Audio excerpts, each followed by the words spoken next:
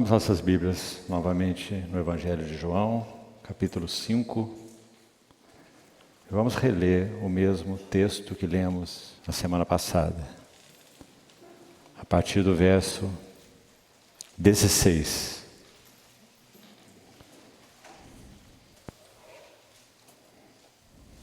João, capítulo 5, verso 16. E os judeus perseguiam a Jesus porque fazia estas coisas no sábado. Mas ele lhes disse: meu pai trabalha até agora e eu trabalho também.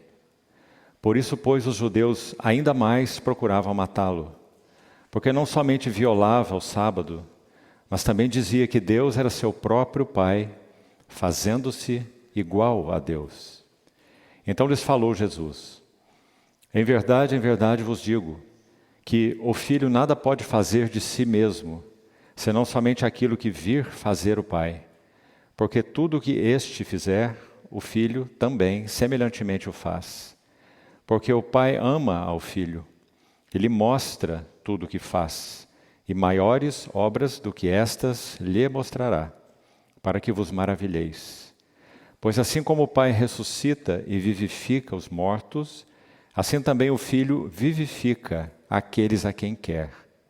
E o Pai a ninguém julga, mas ao Filho confiou todo o julgamento, a fim de que todos honrem o Filho, do modo por que honram o Pai. Quem não honra o Filho, não honra o Pai que o enviou. Em verdade vos digo, quem ouve a minha palavra e crê naquele que me enviou, tem a vida eterna. Não entra em juízo, mas passou da morte para a vida. Em verdade vos digo que vem a hora, e já chegou, em que os mortos ouvirão a voz do Filho de Deus, e os que a ouvirem viverão. Porque assim como o Pai tem vida em si mesmo, também concedeu ao Filho ter vida em si mesmo. E lhe deu autoridade para julgar, porque é o Filho do homem. Não vos maravilheis disto, porque vem a hora em que todos os que se acham nos túmulos ouvirão a sua voz e sairão. Os que tiverem feito o bem para a ressurreição da vida, e os que tiverem praticado o mal para a ressurreição do juízo. Eu nada posso fazer de mim mesmo, na forma por que ouço, julgo. O meu juízo é justo, porque não procuro a minha própria vontade, e sim a daquele que me enviou. Vamos ter uma palavra de oração. Muito obrigado, amado Pai Celestial, porque temos uma vez mais o imenso privilégio de termos a palavra que foi soprada pelo Teu próprio Espírito e escrita, e as temos na nossa mão. Bendito seja o Teu nome. Obrigado porque realmente ela é luz que brilha em lugar tenebroso, até que o dia clareie e a estrela da alva nasça em nossos corações. Te pedimos, Senhor, que use de Tua misericórdia e pela Tua fidelidade, fiel amor, se conosco nessa noite de comunhão. Fala-nos diretamente ao coração e realiza em nós e entre nós aquilo que só o Senhor pode realizar. Para o louvor e para a glória da Tua graça, te pedimos no precioso nome do Teu Filho, nosso Senhor Jesus. Amém. Meus irmãos, nós iniciamos então na reunião anterior esse texto dizendo que, sem dúvida, é, no Evangelho de João, uma das passagens mais profundas a respeito do nosso Senhor Jesus, o Filho. São 7 fatores muito bem definidos que demonstram a igualdade que o Filho tem com o Pai. Todas as vezes, irmãos, que nós pensamos nessa relação, nós temos bastante dificuldades porque estamos imersos na nossa história como homens e mulheres, nossa história natural. Quando pensamos em pai, quando pensamos em filho, nós pensamos que o filho vem antes do pai, que o pai nasceu depois do filho, o filho nasceu depois do pai, e há ali então uma sequência. O pai é mais velho do que o filho, o pai gerou o filho no tempo, não é? Como que nós vamos compreender essas ideias quando nós olhamos para a Trindade? Como que seria isso? O filho apareceu em um momento posterior ao pai? Claro que não. Deus é triuno, uma única essência divina, a divindade, o Deus eterno, uma essência. Mas a única palavra que encontramos no nosso vocabulário é assim qualquer língua, na verdade. Para tentar nos aproximar dessa bendita verdade da triunidade de Deus, seria o termo subsistência, que não fala de uma criação ou algo que vem posterior a algo que então havia anteriormente. Quando nós pensamos, já falamos a nossa história, né? O pai vem antes do filho, o filho começou a existir depois do pai. Mas não é assim no Deus triuno, porque estamos tratando do Deus eterno, do Deus que vive para sempre, do Deus que é independente de qualquer coisa ou de qualquer pessoa. Ele tem uma existência infinita, uma existência que não teve início, por isso não terá fim, e por isso esse termo eterno, que não hoje ainda, mas numa próxima reunião nós iremos abordá-lo com mais detalhes. É um termo muito importante, muito lindo na Bíblia. O que é vida eterna, por exemplo? É uma vida que vai começar depois da morte? Não. Não é isso que a Bíblia diz. É uma vida que recebemos já, porque é uma vida que o Filho e o Pai e o Espírito Santo possuem eternamente. Vida independente, acima e além de todo tempo. Porque esse próprio Deus é quem criou o tempo. O que é criação? Tempo mais espaço. Tempo não é eterno e nem espaço é eterno. Os dois foram criados, né?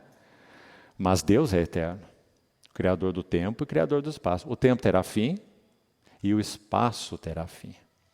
Então, meus irmãos, esse é um conceito que realmente nós só podemos nos aproximar dele, e graças a Deus, porque nem isso poderíamos, se nós não tivéssemos palavras claras nas Escrituras que nos mostrassem o significado disso. Mas nós temos várias delas, que vão elucidar para nós esse conceito maravilhoso, né? Mais que um conceito, um fato eterno. Filosofia lida com ideias, né? Lida com conceitos. A Bíblia não. A Bíblia lida com fatos, o que é. Por isso João começa seu evangelho dizendo assim, o que era, desde o princípio, né? A sua epístola ele inicia assim, o evangelho quase que da mesma maneira. No princípio era o verbo. João capítulo 1, versículo 1. Abre o evangelho assim. A epístola, 1 João capítulo 1, o que era desde o princípio. Então, que imenso privilégio nós temos, na verdade imensurável, de podermos conhecer essas verdades como trazidas para dentro de nós por revelação do Espírito Santo na palavra de Deus. Não é nenhuma elucubração humana. Alguém que se dispôs a tentar entender os mistérios da vida e chegou a essa conclusão, ou até mesmo os mistérios de Deus. Não é? Isso, como falamos na reunião anterior, seria tão impossível como uma formiguinha conhecer a mente humana. E isso numa esfera ainda muito maior, porque tanto a formiga quanto o homem são seres criados. Não é? Agora, o homem tentar penetrar a mente de Deus é algo simplesmente impossível, a não ser que, isso enfatizamos muito também na reunião anterior, a beleza disso, a graça disso, a bondade de Deus nisso. Ele quis mostrar-se, revelar-se, dar-se a conhecer ao homem que ele criou. Ele quis. Havendo Deus, Hebreus capítulo 1, também, versículo que abre o livro. Havendo Deus outrora, lá nos tempos dos profetas do Velho Testamento, falado muitas vezes, falado de muitas maneiras, a eles, aos pais, pelos profetas, nesses últimos dias, esses dias que o autor de Hebreus se refere, são os dias quando o verbo se fez carne, chamado dias da graça, dias da revelação do verbo de Deus em carne. Então, nesses últimos dias nos falou, como que Deus nos falou? Lá, em tipos, em figuras, em sombras, falou fragmentariamente, parcialmente, né? Provisoriamente, apontando para algo ou alguém que viria, o Senhor. Mas nesses últimos dias nos falou, o termo exato ali de Hebreus 1 é em um filho. É esse que nós temos aqui no capítulo 5 de João, com 7 declarações, saindo dos lábios dele mesmo. E, meus irmãos, isso nos coloca numa condição tão sublime, nós que já recebemos o Senhor, mas coloca todos os homens em uma condição tão responsável, que nós precisamos realmente temer diante do Senhor. Temer, no bom sentido da palavra, não é? Porque, repetindo, isso coloca toda a humanidade diante de uma absoluta necessidade de decidir. Como falamos também em reunião anterior, nenhum homem, dos chamados grandes homens que já pisaram essa terra, buscaram essa decisão no coração de homem nenhum. Estude as ideologias, as filosofias, as seitas, estude para você ver. Os que a criaram. Nenhum deles, não foram doidos, né? Tiveram a ousadia de afirmar o que Jesus afirmou. Gostaria muito que nós recordássemos disso juntos. Porque o que nós vamos ler nesse texto, vamos seguir hoje, é simplesmente sublime. Um homem que nasceu de uma mulher, sem a participação de um homem, e a virgem conceberá. A virgem jovenzinha, a Maria, a mãe humana do Senhor. Ela conceberá e dará à luz um filho. Conceberá sem ação de homem, porque ela conceberá virgem. E esse, Lucas capítulo 1, verso 35, esse ente, olha o termo que a Bíblia usa, santo, que há de nascer, será chamado. Lá não diz Jesus de Nazaré, sim, esse foi o nome humano dele, né? Mas esse ente santo que há de nascer será chamado o Filho de Deus. Qual outro homem teve essa qualidade? Por isso nenhum homem poderia dizer o que ele disse. Eu sou o pão da vida. Quem de mim se alimenta tem vida. Eu sou a fonte das águas vivas. Em outras palavras, foi o que ele disse para a mulher samaritana, não é? Como já estudamos. Eu sou, olha isso, a ressurreição e a vida. Quem crê em mim, de modo nenhum morrerá, eternamente. Quem ouve minhas palavras e crê naquele que me enviou, isso está aí no nosso texto, tem vida eterna, como falamos. Não é vida depois da morte, é a vida que ele possui, o Senhor. Tem vida eterna. Não entra em juízo. Já passou da morte para a vida. Não são tremendas essas palavras, meus irmãos? Então nós temos o imenso privilégio de estarmos aqui sentados juntos, mais uma vez. Temos feito isso por tanto tempo, não é? Cada vez mais, tendo fortalecida a nossa segurança, a nossa alegria, o nosso gozo, a nossa paz, não é? Nossa confiança naquele que é nosso Senhor. E que se fez carne e habitou entre nós cheio de graça e de verdade. E que quando completou sua obra e derramou seu Espírito Santo, Ele nos achou. Onde estávamos? Também repisamos muito isso na reunião anterior. Eu não queria seguir sem que isso fosse trazido mais uma vez para dentro do nosso coração. Em última análise, você não buscou o Senhor. Foi o Senhor que te buscou. Não fostes vós que me escolhestes. Eu os escolhi a vós.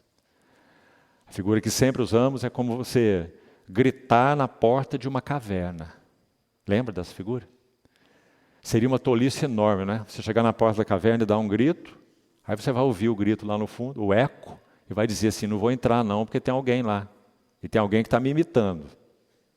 Não é?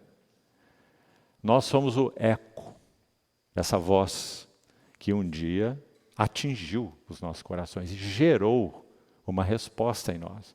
Sem isso não haveria resposta nenhuma. Então, até aí nós fomos. O primeiro elemento que nós mencionamos sobre a igualdade, então, os 7 elementos que estão aqui, da igualdade do filho com o pai, o primeiro elemento foi igualdade em serviço. E já examinamos, eu não vou voltar a isso, a reunião toda da semana passada foi para isso, essa frase do verso 17. Olhe, por favor, de novo na sua Bíblia. Que diz assim: eles disseram ao Senhor que ele estava violando o sábado deles, não é? Não é o sábado de Deus, porque o sábado de Deus foi feito por causa do homem, não o homem por causa do sábado, o homem para idolatrar o sábado, né? Então, esse sábado em que o Senhor curou era o sábado, ele fez isso porque esse é o sábado de Deus. É o sábado para trazer descanso para o homem. É o sábado para trazer restauração para o homem. Não é para o homem viver em função do sábado. É o contrário. Então, no sábado de Deus, o nosso Senhor violou o sábado do homem, o sábado da religião, para mostrar para o homem, particularmente para os religiosos, os judeus, que o sábado foi feito por causa do homem e não o homem por causa do sábado. Isso é muito, muito importante. Então, ele escolhe o sábado. Ele escolhe o tanque de Betesda. Ele escolhe um paralítico no meio de uma multidão de paralíticos. Um paralítico há 38 anos, inapto, né? E ele vai a ele. E faz aquela pergunta que parece tão inusitada, né? Queres ser curado? Para examinar o fundo do coração dele. E o fundo do coração dele foi exposto. Ele via outras coisas, ele via uma maneira de ser curado, mas ele nunca alcançava. Quem sabe quando aquele anjo movia as águas lá no tanque, ele se rastejava e tentava chegar lá, mas outro era mais rápido do que ele, chegava antes, né? É o que ele diz, inclusive. Então, o seu esforço físico não valia de nada. É uma figura que não tivemos tempo de examinar, e nem vamos fazer hoje, mas é uma figura da lei. A lei que foi dada para expor a fraqueza do homem, foi recebida pelo homem como o meio para ele ser justificado e agradável a Deus. Então o homem tentou cumprir a lei, o máximo que ele podia. Quanto mais ele tentava, mais condenado ele se sentia. Lembra da história do monge Martinho Lutero? Quanto mais ele dormia na sua cela de monge, sua cela monástica, no inverno, na Alemanha. Ele tirava as roupas, dormia no chão duro e dizia que ele fazia isso para mortificar os desejos da sua carne. Tão austero, tão rigoroso, tão sério ele era nas coisas de Deus. Não era um jovem brincalhão com Deus, não é? Depois que ele recebe a luz do Senhor e vê o significado da cruz, da morte de Cristo, meus irmãos, quantas coisas maravilhosas ele escreve, inclusive sobre a tolice do coração dele, em achar que ele podia encontrar uma maneira de ser aceito por Deus, obter paz com Deus, tentando fazer essas coisas, sejam elas quais forem. Ele ficou tão chocado quando a luz de Deus raiou num texto que ele conhecia tão bem. Ele lia a Bíblia, irmãos. Ele era um monge. A vida inteira dedicado a isso. Ele conhecia o Salmo 22.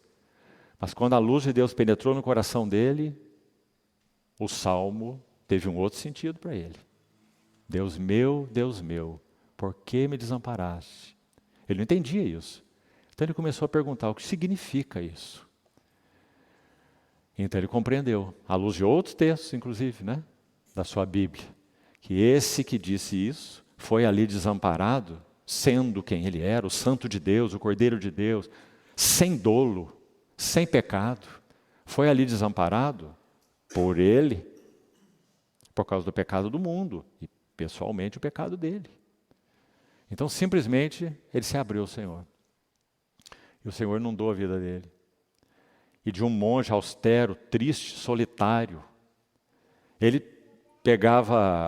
tomava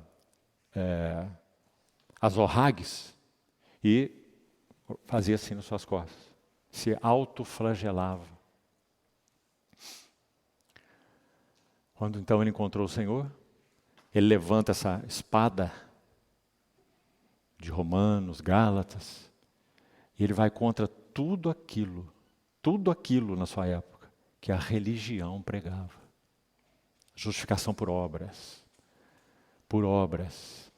E se você não for bom o suficiente, depois que você morrer, você vai para um lugar que você ainda vai ter chance de ser purgado, para você poder se tornar aceitável a Deus. Que absurdo, não é, irmãos? Porque isso afronta a cruz de Cristo. Se isso fosse assim, então para que Cristo morreu? Não foi pelos nossos pecados? Não foi para ser o nosso Redentor? Ele não é o Cordeiro de Deus que tira o pecado do mundo, ou quase tira, ou tira uma parte? Então, que coisa preciosa é nós vermos esse nosso Senhor Jesus, o Filho de Deus, abrindo seus lábios e dizendo quem Ele era. Depois de violar o sábado do homem, né? Como já falei, porque no seu coração ele produziu nessa cura o real significado do sábado de Deus, trazendo descanso para um miserável mendigo de 38 anos, sofrendo na beira de um tanque, não é? E que não tinha solução nenhuma. Então, meus irmãos, a primeira igualdade do filho com o pai que vimos foi essa do verso 17. Ele está dizendo, em outras palavras, o que eu fiz aqui, curando esse homem, no sábado, esse sábado aí de vocês, eu fiz segundo o significado do sábado de Deus. Então o de vocês foi violado, porque ninguém podia fazer nada no sábado, muito menos curar alguém, porque isso é trabalho, né? Mas o sábado de Deus não é assim. Então ele executa essa cura e diz assim, o meu pai trabalha. A última ideia que eu quero recordar, que mencionamos na reunião passada. Meu pai trabalha. Olha essa frase. Até agora. Então fala de um lapso de tempo que começou lá atrás. Até agora. E eu trabalho junto com ele. Eu trabalho também. Porque eu e ele trabalhamos em absoluta cooperação. É o que vamos ver à frente aí. Então a primeira igualdade é a igualdade em serviço. O serviço do filho é o serviço do pai. O filho não faz nenhum serviço que não seja uma expressão do serviço do pai. Ou seja, tudo que está no coração, na mente, e vamos ver mais detalhes disso, está aí à frente também. Tudo que está na mente, no coração e na vontade do pai, isso está na mente, no coração e na vontade do filho. Então, igualdade em serviço. Nesse ponto ainda dissemos que, quando o homem perde a relação que ele tinha, mesmo que de certa forma externa, lá naquele ambiente tão lindo no qual ele foi colocado, quando foi criado, chamado Éden, que significa prazer. Deus é prazer. Deus não é jugo. Quando o homem foi colocado no jardim do prazer e errou, e falhou, por vontade própria, por decisão própria, né? Como falamos também, Deus não criou um robozinho, uma marionete. Agora eu vou mover vocês do jeito que eu quiser, né? Como faz com aqueles bonequinhos que você vai puxando a corda, ele vai, levanta um braço, levanta outro braço. Deus não criou o homem assim. Ele criou o homem à sua imagem e à sua semelhança. Com toda essa dignidade. E o homem escolheu o seu caminho, não é? Errado. Resultado, o descanso de Deus terminou. E o descanso do homem também. Então meu pai trabalha desde lá, desde a queda do homem. Meu pai trabalha. E eu trabalho também. E, se conhecemos bem os evangelhos, nós podíamos dizer mais sobre o que o Senhor disse aí. Eu vou trabalhar até a última consequência. Ou seja, até a cruz. E ali na cruz, eu vou inclinar minha cabeça, finalmente, depois de seu sangue ter basicamente se esvaído, né? Deus meu, por que me abandonaste? Inclinou a cabeça, rendeu o espírito. O último brado dele foi, Pai, nas tuas mãos eu entrego o meu espírito. O brado anterior, foram 7 brados também na cruz, 7 brados. O brado anterior foi o seguinte, está tudo terminado. Consumei a obra para a qual eu vim. Está tudo consumado. Agora, meus irmãos, graças ao Senhor. Tanto Deus retorna ao seu descanso, por causa da obra consumada do Senhor Jesus na cruz, quanto o homem pode retornar ao descanso. Então vamos lembrar de Hebreus 4? Resta um descanso para o povo de Deus. Aquele que crê nele entra no descanso. É o tema de Hebreus 4, falando desse mesmo descanso. Então, Está aí a primeira igualdade. Vamos para a segunda, verso 19. Tão lindo esse verso e tão importante. Vamos lá relê-lo. Então lhes falou Jesus. Depois de dizer então que o meu Pai trabalha, depois da conclusão que eles tiraram no verso 18, certo? Procuravam matá-lo. A última expressão do verso 18 é uma chave para esse texto todo, que diz exatamente assim. Ele dizia que Deus era o seu próprio Pai, fazendo-se igual. Está vendo aí? Igual a Deus. Porque é isso que ele é. Ele é Deus. Então, a partir daqui, ele menciona mais 6 características da sua igualdade com Deus. Porque uma ele já falou no verso 17. Ele trabalha, meu Pai, e eu trabalho também. Igualdade em serviço. O que nós temos no verso 19, então? Em verdade, eu vos digo. Para a mesma audiência o Senhor está falando. Esses judeus que queriam matá-lo, porque ele violou o sábado deles. Em verdade, eu vos digo, o filho nada pode fazer de si mesmo, senão somente aquilo que vir, observar, fazer o Pai. Porque tudo o que este quem? O Pai. Tudo que este fizer, o Filho também, semelhantemente, o faz. Qual é a igualdade que nós temos aqui? Se a primeira é a igualdade em serviço, verso 17, aqui no verso 19 é igualdade em vontade. Olha como isso é ilustrado muito bem, para que fique claro, aqui mesmo nesse capítulo 5, no verso 30. Olha lá, por favor. Mesma expressão. O verso 19 iniciou então dizendo, em verdade, vos digo que o filho, olha isso, o filho, nada pode fazer de si mesmo. Certo? Olha o verso 30. Eu nada posso fazer de mim mesmo. Ele está reiterando o que ele já havia dito no início. Por quê? Veja, na forma ou da maneira como eu ouço quem? O meu Pai. Porque nós trabalhamos juntos, unidade e serviço. Ele trabalha e eu trabalho. Então, na forma como eu ouço, eu julgo. Preste atenção. O meu juízo é justo, porque não busco, não procuro a minha própria vontade. Então, a expressão repetida aí, eu nada posso fazer de mim mesmo, verso 30. Verso 19, eu nada posso fazer de mim mesmo. O que ela significa? Significa que tudo que o Senhor Jesus fazia era uma expressão absoluta, completa, da vontade do seu Pai. Então, unidade ou igualdade de vontade. Aliás, a igualdade de serviço, que foi o primeiro ponto que tocamos, é exatamente porque há igualdade de vontade, certo? Mas são 2 aspectos, né? São paralelos, caminham juntos, mas são 2 aspectos. Ele serve como serve, porque a vontade dele responde exatamente à vontade de seu Pai. Então, importante isso. Agora, logo vamos seguir para a terceira, a igualdade, no versículo 20. Mas queria que os irmãos vissem, por favor, você olhe para a sua Bíblia enquanto nós vamos compartilhando aqui. Presta atenção.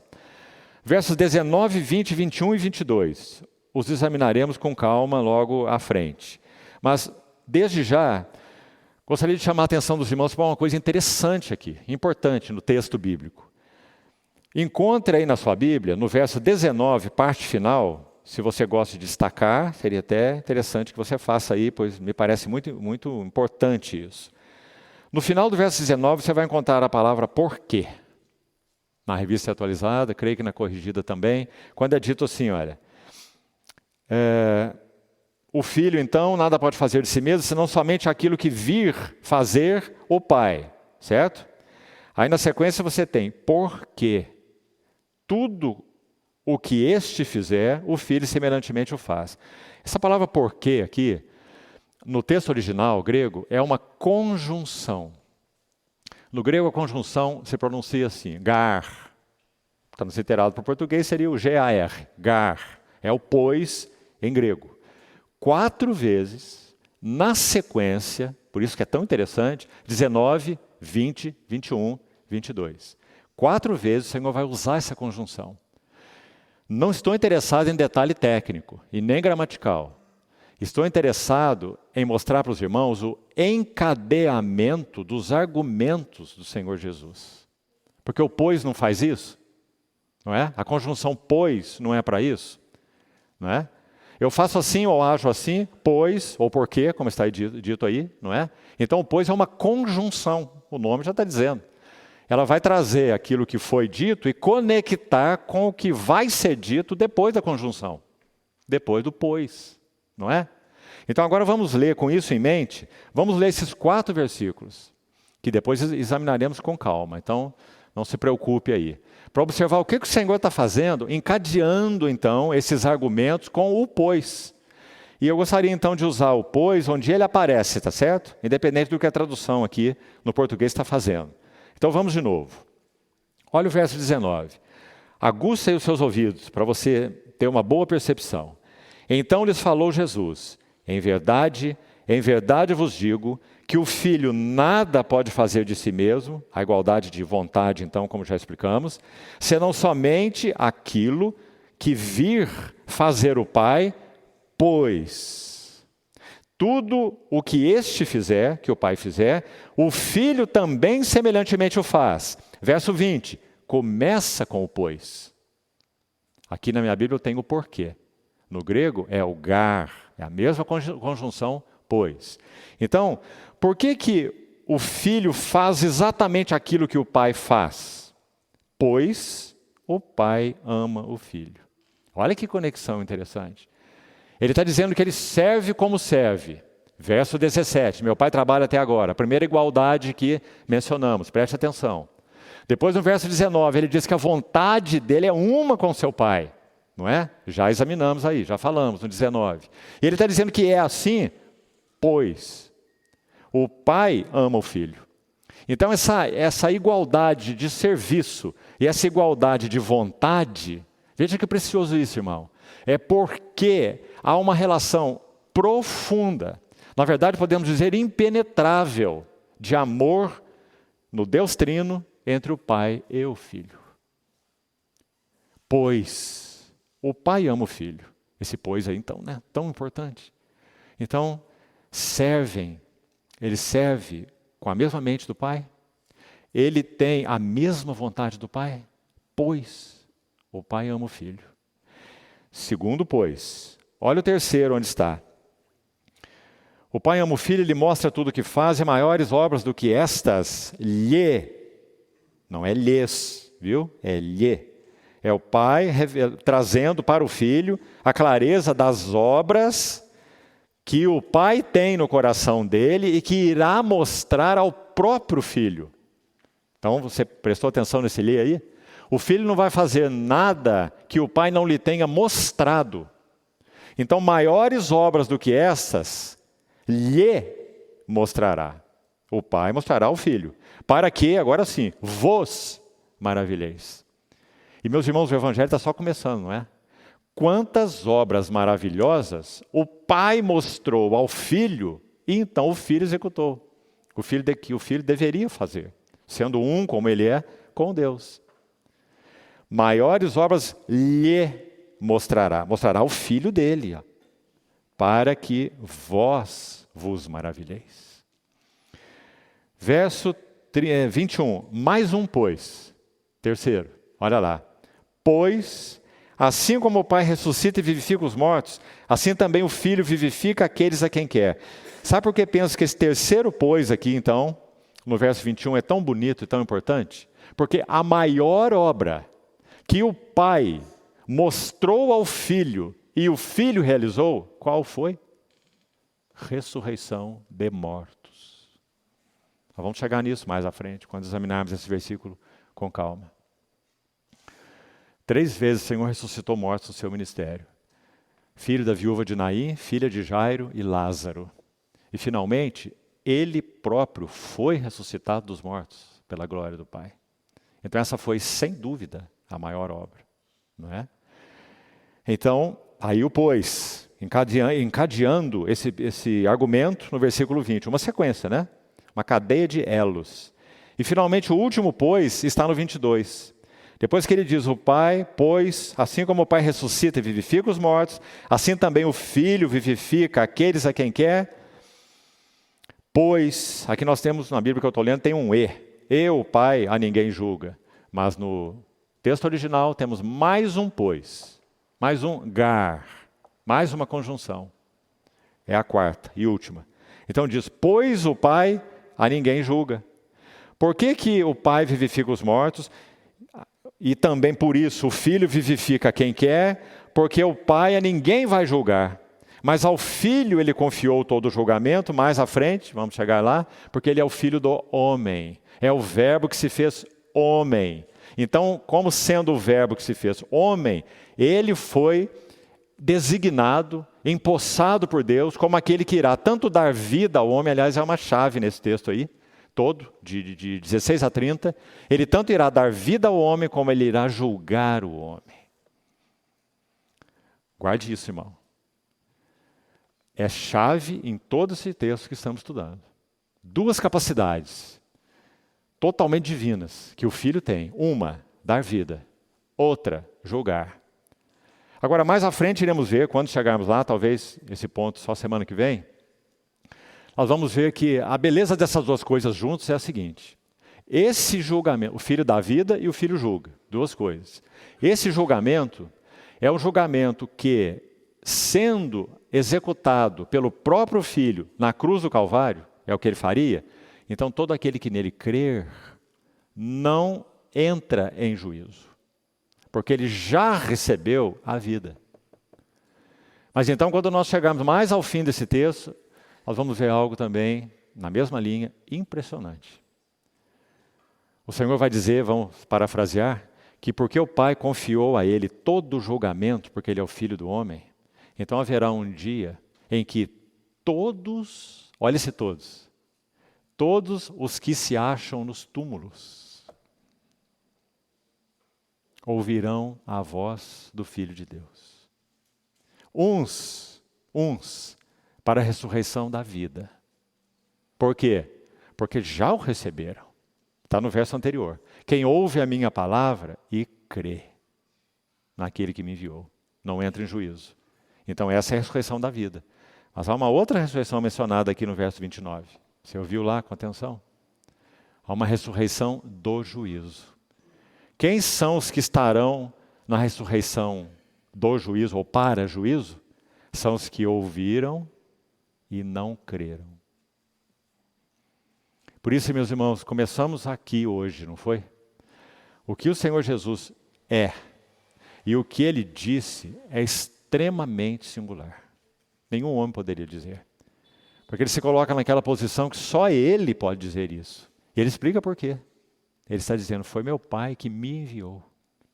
E meu Pai me enviou como Cordeiro de Deus que tira o pecado do mundo.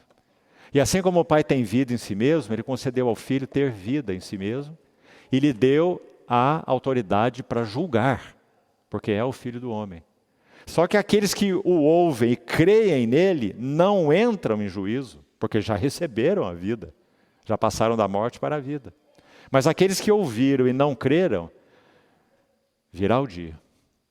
Está aí tão claro nas palavras do nosso bendito Senhor. Todos, sem exceção, os que se acham nos túmulos, ouvirão a voz do Filho de Deus. Todos. Uns para a ressurreição da vida, outros para a ressurreição do juízo. Porque Ele é quem é. Não dá para ficarmos indiferentes com relação ao Senhor Jesus. Dá para ficar indiferente com relação a Buda, a Maomé, a Confúcio. Falamos na reunião anterior, né? A Dalai Lama, ou qualquer outro que você queira mencionar. Pode ficar totalmente indiferente. Eles não são a palavra eterna que se fez carne.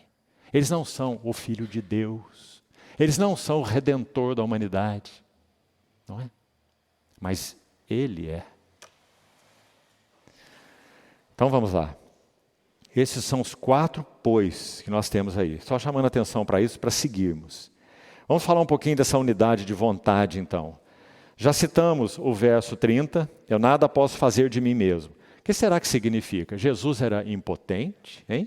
O que você acha? meus irmãos. Ele simplesmente é o Deus Todo-Poderoso. Ressuscitou mortos, multiplicou pães, curou cegos. Lembra que mencionamos na reunião passada que havia lá aquele ditado, né, que na verdade era um axioma entre os judeus. Só o Messias, só Deus pode curar cego de nascença. Isso não existe, não tem médico que cure cego de nascença, não é? Então, quando o Messias vier, um dos sinais de que ele é o Messias é que ele vai curar um cego de nascença. Pois o nosso Senhor curou um cego de nascença. E eles não creram nele. Apesar disso. Porque tinha uma outra expectativa do Messias. Messias político. Messias político. Por isso não creram nele, né? Então, o que significa eu nada posso fazer de mim mesmo? Significa, a minha vontade é uma com meu Pai. Então eu nada posso fazer, não é porque eu não tenho poder, é porque eu nada faço de livre iniciativa. Eu nada faço que parta de mim mesmo. Tudo que eu faço parte de meu Pai. Já comentamos o verso 30, né? 30, que ilustra lá o 19. Tão precioso, irmãos. A vontade do Senhor Jesus, uma plena e pura expressão da vontade do seu Pai. Por isso eu não faço nada de mim mesmo. Não posso fazer nada de mim mesmo. Não é porque eu não tenho poder, é porque eu não faço. Porque eu só faço o que Ele faz, meu Pai. Então, tão claro. Vamos lembrar alguns versos que nós já estudamos. João 4,34. Depois do Senhor conversar com aquela mulher samaritana, aquele maravilhoso texto que já estudamos. Mais à frente, João 4,34, ele diz assim, olha. A minha comida consiste em fazer a vontade daquele que me enviou e realizar a sua obra, não a minha obra, mas realizar a sua obra. E aí você tem de novo a palavra vontade. Está vendo aí? Ilustrando o verso 19. Igualdade de vontade. Nada posso fazer de mim mesmo. Vou citar outro para os irmãos, muito lindo também. João 6, se você quiser abrir aí. João 6, 38. Olha o que o Senhor disse aí. Eu desci do céu. Irmãos, gosto tanto dessa frase. Essa simplesmente, eu desci do céu. Sabe por quê? Ele está dizendo, ele está colocando nessa frase qual foi o propósito desse verbo eterno, palavra de Deus que ele é, filho de Deus, ter assumido natureza humana. Então ele diz, eu desci do céu. Lá é o lugar dele. Ele é quem é. Ele é o Filho de Deus. Então ele vai dizer, eu desci do céu. O verbo se fez carne. Desci do céu para quê? Para curar leproso, para curar cego, para expulsar demônio. É isso que ele diz aí? Você abriu sua Bíblia? João 6, 38. Eu desci do céu, não para fazer a minha vontade. Olha aí a vontade de novo. Mas eu desci do céu para fazer a vontade daquele que me enviou. Um último, João 8. Vamos lá. Vamos ilustrar essa mesma igualdade tão preciosa do nosso Senhor com o seu Pai. João 8, verso 28. 28 e 29. Disse-lhes, pois, Jesus, João 8, 28. Quando levantardes o Filho do Homem, claro que é uma referência à cruz, né? Levantardes o Filho do Homem na cruz, então sabereis que eu sou, e que, olha, nada faço por mim mesmo. É o que ele já falou lá no capítulo 5, que nós estamos estudando, né? Eu nada posso fazer de mim mesmo, não porque ele não tenha poder, mas porque tudo que ele faz é aquilo que o Pai faz. Se o Pai não faz, ele não faz. Se o Pai não quer, ele não quer. Nada faço por mim mesmo, mas falo como o Pai me ensinou. E olha o 29. E aquele que me enviou está comigo. Não me deixou só, porque eu faço sempre, sem exceção, o que lhe agrada. Então está tão claramente ilustrado nesses versos a igualdade de vontade. Essa é a segunda. Vamos ficar com isso aí para pensarmos nisso. E só tem, meus irmãos, um motivo disso ser assim. No Deus triuno há apenas uma essência. e apenas uma natureza. Se isso é verdadeiro, e isso é o que é verdadeiro, a palavra de Deus deixa claro, absolutamente claro, então como que nós poderíamos ter duas vontades, se é um único ser? Né? Terceira igualdade, vamos lá, verso 20. Porque o Pai, ou pois, como falamos, o Pai ama ao Filho e lhe mostra tudo o que faz, e maiores obras do que estas lhe mostrará, para que vos maravilheis. O que temos nesse verso 20 aqui? Que igualdade é essa aqui? Se no verso 19 é uma igualdade de vontade, já explicada, aqui não está muito claro que é uma igualdade de mente e de propósito.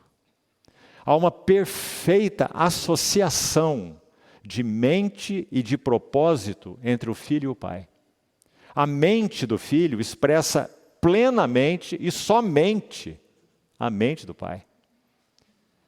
E o propósito do Filho, ou para o que ele veio, expressa unicamente o propósito do seu Pai. Então, com isso em mente, essa igualdade, perfeita associação de mente e de propósito, vamos ler de novo o versículo 20. Por que é assim? Porque, ou pois, o Pai ama o Filho. Ele mostra, olha o mostra tudo o que faz. Igualdade de mente, igualdade de propósito. E maiores obras do que essa lhe mostrará, para que vos maravilheis. Deixe-me estender um pouquinho mais esse assunto aí do Pai ama ao Filho, que é a base dessa igualdade de mente e de igualdade de propósito. Meus irmãos, vamos pensar um pouquinho, antes de eu entrar no texto que eu quero, na questão natural. Vamos pensar. Se nós temos uma boa relação, uma relação harmônica, bonita, entre um pai e um filho, é tão natural dentro dos limites, né, do relacionamento humano. É em Deus, isso é infinitamente perfeito, né, e pleno. Mas vamos pensar na relação humana. Se há então uma relação adequada, boa, bonita, harmônica, entre o pai e o filho, é muito natural que por causa dessa relação de amor, o filho busque, e muitas vezes busca até involuntariamente, imitar o seu pai, ser como seu pai. É tão comum que isso aconteça. Quando há essa relação bonita descrita aqui nesse verso 20, não é? Pois, olha o pois aí fazendo a conjunção que eu falei. Pois o pai ama o filho. Então essa identidade de mente, essa identidade de propósito é tão natural, é tão simples, porque o pai ama o filho. E, obviamente, o filho ama o pai, porque a relação de amor é absoluta entre os dois, né? Considerando a divindade. Então, meus irmãos, muito lindo nós observarmos essa igualdade, baseada nesse fundamento eterno, amor. É muito interessante que a Bíblia usa há apenas 3 versículos na Bíblia que expressam, digamos, absolutamente o que Deus é. Só 3. Você se lembra quais são? Nós poderíamos dizer, e isso seria verdadeiro, Deus é misericórdia, certo? Deus é justo, Ele é tudo isso. Deus é fidelidade. Aliás, há esse verso no Velho Testamento, Deus é fidelidade. Mas no Novo Testamento, há somente 3 versos, 4 na verdade, que expressam exatamente o caráter de Deus em uma palavra. 3 em uma palavra. O outro usa uma frasezinha. E os versículos são, primeiro, João 4, 24. Deus é Espírito. Ele é pessoa. Ele não é espírito amorfo, ele não é poder, não é influência, como já falamos. Ele é um ser espiritual. Então, Deus é Espírito. É a primeira frase. Olha a outra. Deus é luz. Todas as 3 são de João. Deus é luz. Significa que nenhuma falha de caráter ou de ser pode ser imputada a Deus. Ele não erra. Ele não se engana. Ele não realiza nada que seja mal, porque o seu caráter é bom. Deus é luz, Ele é verdade. Ele não pode mentir. Mentira não há como sair dele, porque Ele é verdade. Então João enunciou isso dizendo, Deus é luz, e não há nele treva nenhuma. E há uma terceira. Qual é a terceira? Deus é amor. Tudo que ele faz está baseado no fato de que ele é amor. Ele nunca irá agir sem amor. Por mais que para nós, algumas vezes, pareça estranho. Mas só parece. Porque seus propósitos são sempre de amor. Eu é que sei que pensamentos tenho a vosso respeito. Isaías dizendo. E isso lá nos tempos ainda do Velho Testamento, hein? Pensamentos de paz e não de mal. Deus é amor. Ao mesmo tempo que Deus é luz. Que lindo, né? A terceira no Novo Testamento está em Hebreus, na verdade é uma frase. Deus, nosso Deus é um fogo consumidor. Então são somente essas 4 declarações absolutas a respeito de quem Ele é. Por isso, meus irmãos, nós o amamos, porque Ele nos amou. Por isso nós o tememos, porque Ele é luz. Não é? Por isso nós o honramos, por isso dobramos nossos joelhos diante dEle. Porque Ele é o único digno de que qualquer homem faça isso. Não é? Então, o Pai ama o Filho e lhe mostra tudo o que faz. Perfeita associação de mente e propósito. Mostra. Como nós falamos na relação natural, meu filho, vem cá, quero te mostrar isso. Meu filho, vem cá, quero te mostrar como se faz isto. Pois o Pai ama o Filho e lhe mostra tudo o que faz. Igualdade de mente e de propósito. Abra, por favor, em João 14, ainda nessa ênfase. Veja esse texto, João 14, verso 31.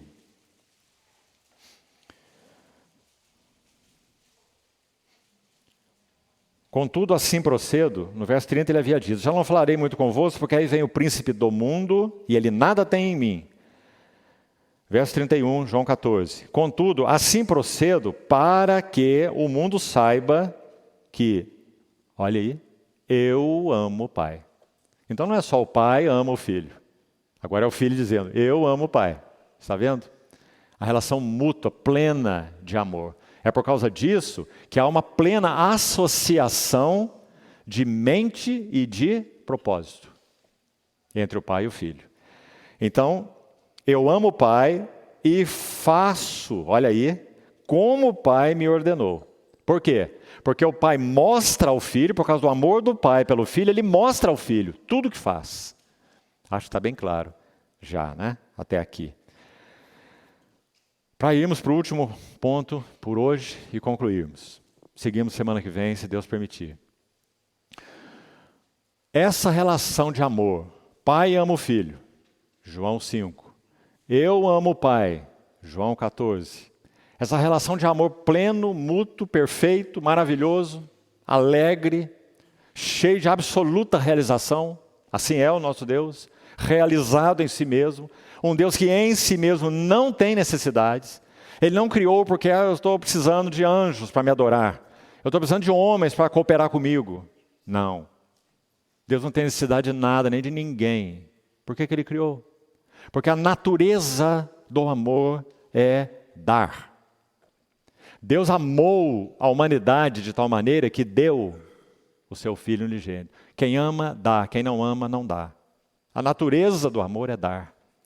E Deus quis dar a conhecer-se a outras criaturas porque Ele é amor. Então Ele quis repartir com os seres criados a sua beleza. Ele é belo em si mesmo.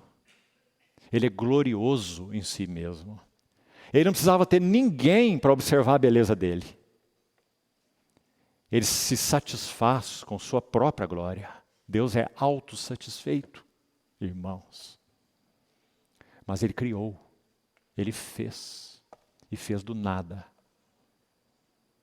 Seres que pudessem compartilhar com Ele algo da beleza, da singularidade do que Ele é, não da divindade dEle, claro, né? Da onipotência, da onisciência, da onipresença dEle, só Ele tem. mas pudesse compartilhar com Ele dos seus atributos comunicáveis. Sua misericórdia, sua bondade, sua compaixão, sua verdade, sua graça, seu amor. Meus irmãos, o que é vida humana sem isso? Nada, um vazio completo, não é? Então, o pai ama o filho ama o pai. Sabe o que o pai planejou desde toda a eternidade? Antes de um átomo ser criado. O pai que ama esse filho, o seu filho eterno, da mesma maneira que o filho ama o seu pai, o pai planejou o seguinte: tudo o que o pai faria, em termos de criação, ele faria por meio do seu filho e ele faria para o seu filho. É por isso que Paulo o chama em Efésios 1 uma designação simplesmente maravilhosa. Paulo ora assim, Efésios 1,17, para que o Deus e Pai do nosso Senhor Jesus Cristo, vírgula, o Pai da glória, vos conceda no seu conhecimento espírito de sabedoria e revelação, para conhecerem quem esse filho é e a glória desse filho. É o único lugar no Novo Testamento onde esse Pai eterno é chamado de Pai da glória. Só aí, em Efésios 1,17. A pergunta é, o que significa isso, Pai da glória? Simplesmente porque Ele é um Pai glorioso? Simplesmente porque Ele é um Pai cheio de glória? Se você ler, é claro que para entender esse versículo você tem que ler o contexto, né? Efésios 1, capítulo todo, para entender esse versículo, senão ele fica desconectado. Então, o que esse termo significa, meus irmãos, é simplesmente o seguinte. Vou colocá-lo assim. O Pai eterno, o Pai do nosso Senhor Jesus Cristo, Ele planejou, concebeu no coração dele, desde toda a eternidade, uma enorme cena de glória. Uma enorme cena de glória. Que teria o seu filho como centro glorioso de toda essa cena de glória. O profeta Isaías, muito antes do Senhor Jesus, 800 anos antes de Jesus, ele já havia dito assim: como as águas cobrem o mar, toda a terra há de se encher da glória do Senhor. Quando, meus amados irmãos, essa glória da parousia ou da epifaneia, manifestação do nosso Senhor Jesus na sua segunda vinda, se revelar para toda a criação, nós iremos ver com os nossos olhos a magnitude dessa cena de glória. A criação geme e suporta angústias até agora. E não somente ela, mas também nós que temos as primícias do Espírito, gememos em nosso íntimo, aguardando a adoção de filhos, Romanos 8, a redenção do nosso corpo. A ardente expectativa da criação aguarda a revelação da glória dos filhos de Deus. Então, em toda essa cena magnífica de glória que a criação aguarda, geme por ela, e nós muito mais aguardamos, Romanos 8, gemendo no nosso espírito, aguardando a ruiostesia, a adoção de filhos, o centro dessa cena de glória será, claro, o seu glorioso Filho. Ele é o resplendor da glória. Por isso, Deus é chamado nesse texto de Efésios 1,17 de Pai da glória. Ele é o originador dessa cena de glória que tem seu Filho como centro. Qual o resultado, irmãos, quando isso acontecer? Todo joelho se dobrará. Toda língua, toda, confessará: Jesus Cristo é o Senhor, para a glória de Deus Pai, porque Ele é o Pai da glória. E por quê? Porque o Pai ama o Filho, e porque o Filho ama o Pai, e porque o Filho consumou a obra que Ele foi designado a fazer. E hoje o glorioso Filho, Jesus de Nazaré, Ele mesmo, está sentado à destra da majestade nas alturas. E o Espírito e a noiva dizem: vem. Porque na sua vinda, toda essa cena de glória, planejada no coração do Pai da glória, será consumada no seu Filho da glória, Filho glorioso. E nós, com Ele, Você quer ver algo aqui? Abra sua Bíblia em 2 Tessalonicenses. Já estamos terminando por hoje. 2 Tessalonicenses. Capítulo 1.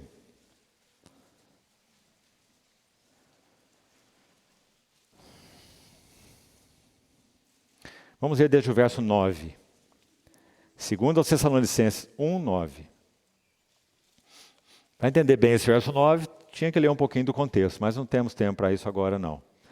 Verso 9 diz assim: estes sofrerão penalidade de eterna destruição, banidos da face do Senhor e da glória do seu poder.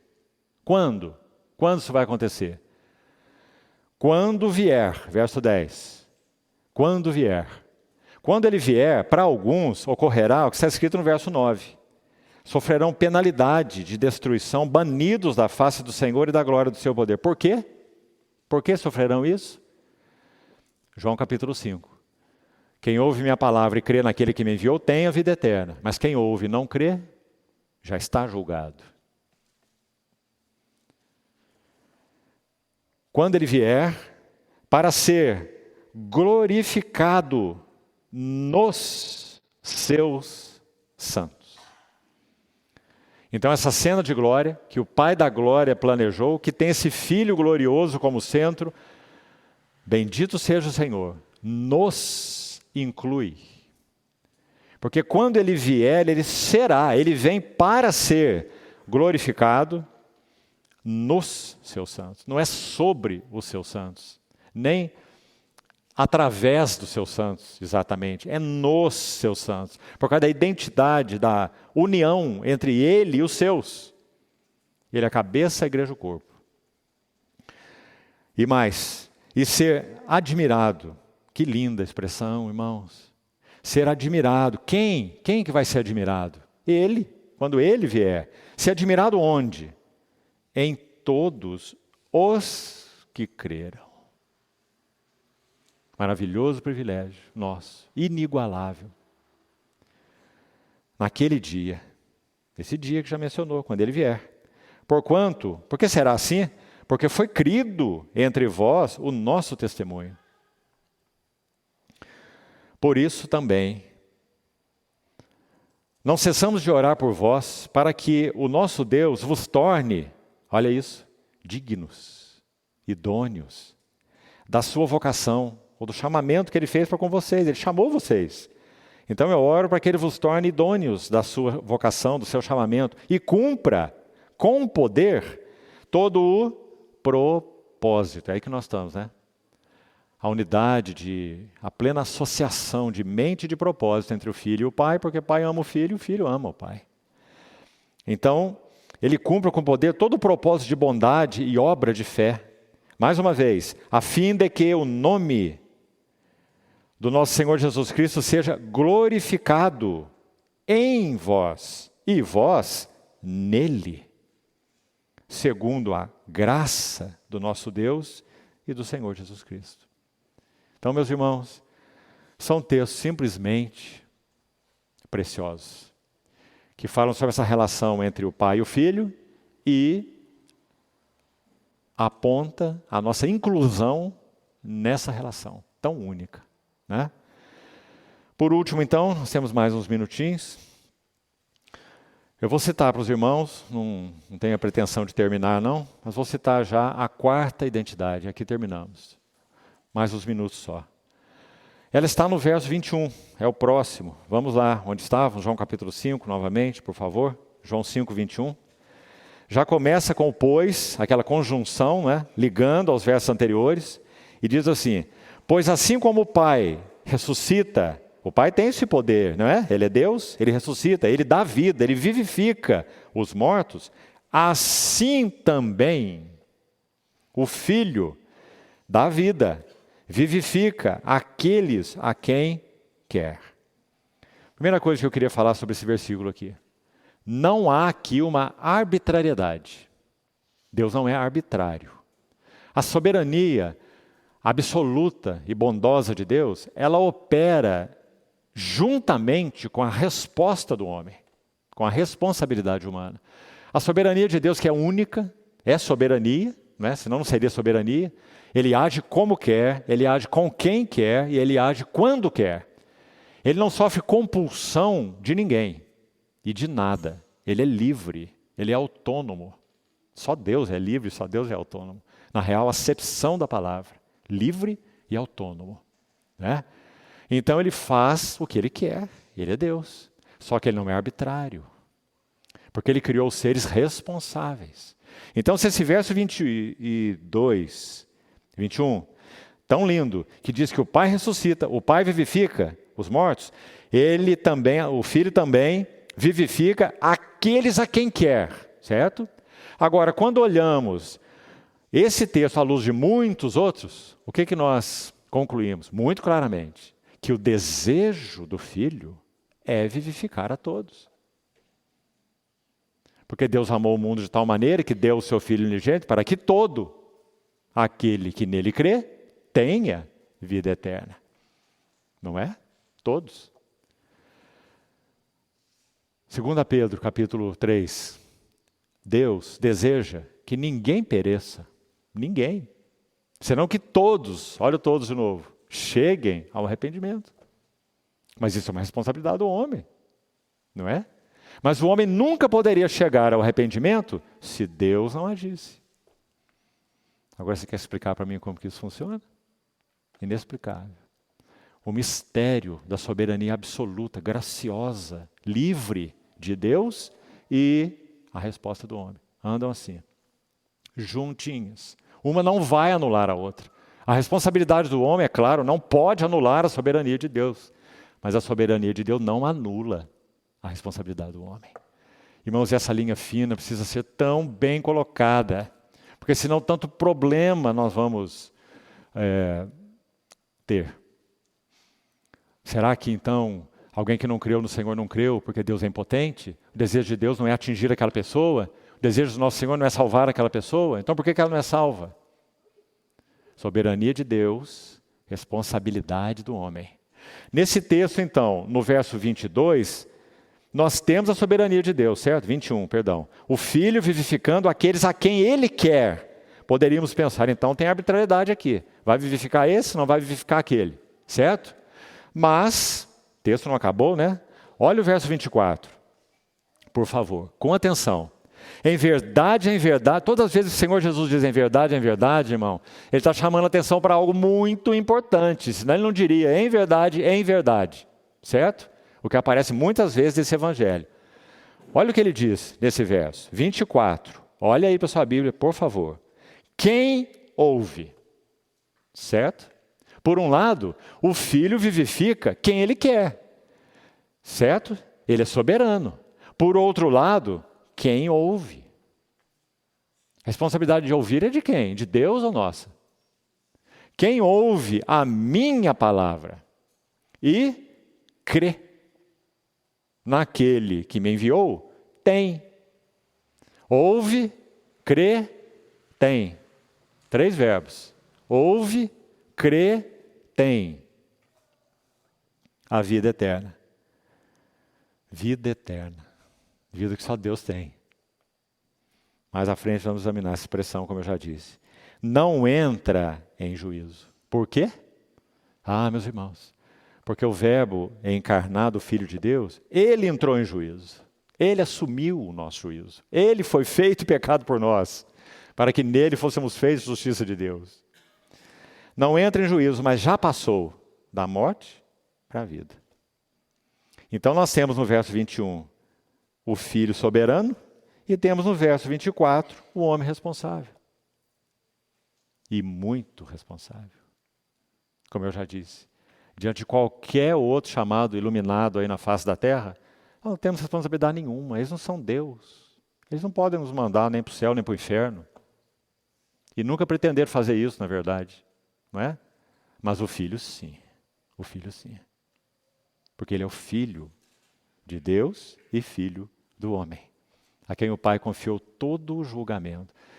Meus irmãos, como é que isso soa no nosso coração? Como que soa no teu? Quando você ouve essas coisas? Não é simplesmente maravilhoso? Quem éramos nós? Onde nós estávamos? Para onde nós íamos? Qual que era o nosso futuro? Hein? Ele nos buscou. Ele nos amou. Ele nos falou. E de um modo que nós não sabemos explicar. Não sabemos explicar. Nunca saberemos. Não sei por que de Deus o amor a mim se revelou. Mas eu sei que nele eu criei. Né? Então, algo foi despertado dentro de nós. De alguma maneira. Quando ele nos falou. E nós o recebemos. E a todos, olha o todos de novo. Todos quantos o receberam. Ele lhes deu o poder de serem feitos filhos de Deus. Não eram antes. Não eram criaturas perdidas. Mas a todos que o receberam, repetindo, ele lhes deu o poder de serem feitos filhos de Deus. A saber, aos que creem no seu nome. Bendito seja o Senhor. Então, vamos ficar por aqui. Nosso tempo já foi. Quando retornarmos na semana que vem, vamos examinar essa quarta igualdade. E ela se refere à capacidade soberana de dar vida. O filho tem capacidade soberana de dar vida, assim como o pai tem capacidade soberana de dar vida. Soberana, o filho vivifica aqueles a quem quer. Graças a Deus nós estamos entre eles. Porque de modo inexplicável, repetindo e concluindo, ele falou e houve resposta. Essa resposta não foi mérito nosso. Porque nós somos o eco no fundo da caverna. O mérito é da voz. É da voz. E a voz atingiu o nosso coração. Bendito seja o Senhor. Quem ouve e crê não entra em juízo. Já passou da morte para a vida. Então, Senhor permitir, retornamos aí nesse quarto ponto e pretendemos encerrar então na semana que vem. As outras igualdades do filho com o pai. Que lindo texto, irmão. O que nós podemos fazer? Se não adorar o nosso Senhor e dizer graças, Senhor, graças, Senhor. Graças, Senhor, pelo teu amor. Graças, Senhor, porque o Senhor me buscou. Graças, Senhor, porque eu sou teu. Graças, Senhor, porque eu já passei da morte para a vida. Graças, Senhor, porque não entro em juízo. Todo o meu juízo foi posto sobre ti, Cordeiro de Deus. Louvado seja o nome do Senhor. Vamos orar. Senhor, te pedimos ainda que o Senhor nos tome pela mão e nos ajude a palmilharmos um pouco mais do significado, da beleza, da profundidade inigualável desse texto tão profundo da Tua Palavra. Quem somos nós, Senhor, para podermos atingir o significado pleno dessas verdades maravilhosas?